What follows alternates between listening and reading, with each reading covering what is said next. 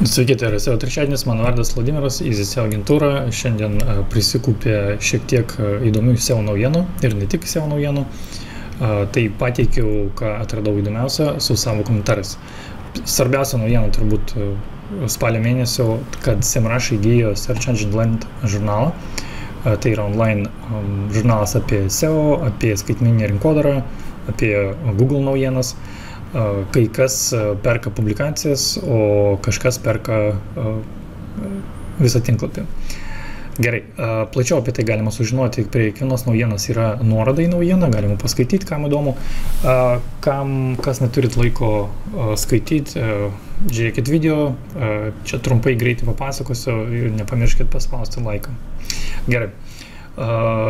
Įdomiausia, dar viena įdomiausia naujiena yra tai, kad Google paskelbė, kad dirbtinio intelekto santrauka ateina į 100 šalių, papildomai dar į 100 šalių. Nėra tiksliai žinoma, ar bus Lietuvoje, tai yra AI Overview.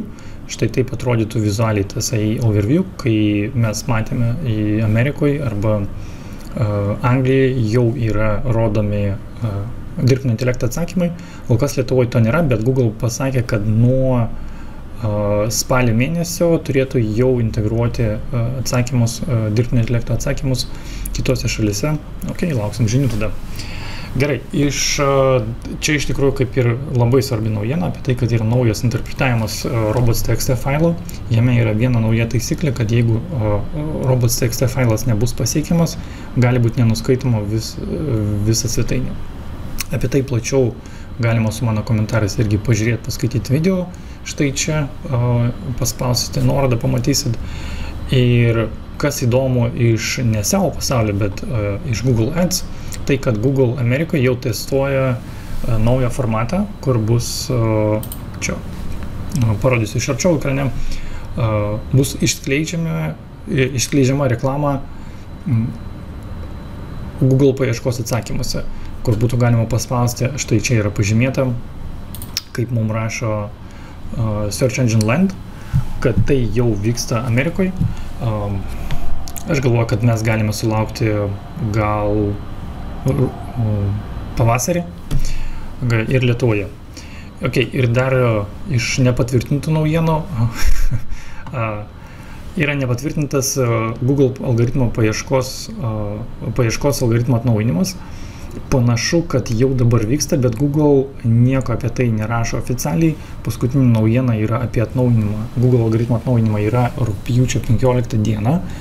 Kol kas žinių daugiau nėra, bet kaip rašo Search Roundtable žurnalas, kad iš tikrųjų ir mes pastebėjom per kelis projektus, kad labai šokinėja pozicijas ir gali būti, kad greitų metų pasirodys naujiena iš Google, kad jie jau išleido atnaujinimą ir galimai jis jau vyksta. Ir iš įdomiausių naujienų, kad Google patvirtino, buvo sutrikimas Google Search konsolėje ir tai gali būti sutampa su kita naujiena, kad yra išleistas algoritmo atnaujinimas, kad Google Search konsolė spalio 28 dieną, mes pastebėjom 28, 27 ir 29 dieną, buvo maždaug, bent per mūsų projektus pastebėjom maždaug tokius vaizdus.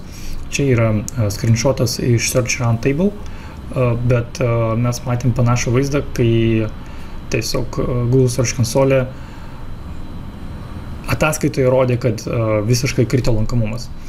Tai jeigu matot, kad krito lankomumas, tai gali būti ir Google Search konsolės klaida ir Google tai patvirtino. Iš tikrųjų ir patogu SEO specialistams kitą kartą sakyti gali būti, kad jeigu klientai klausinėja apie trafiko arba srauto mažėjimą, galima pasakyti, greičiausiai tai yra Google Search konsolės klaida. Tiek žinių šiam kartui. Jeigu naudinga, patinka, spauskite like. Iki kito karto.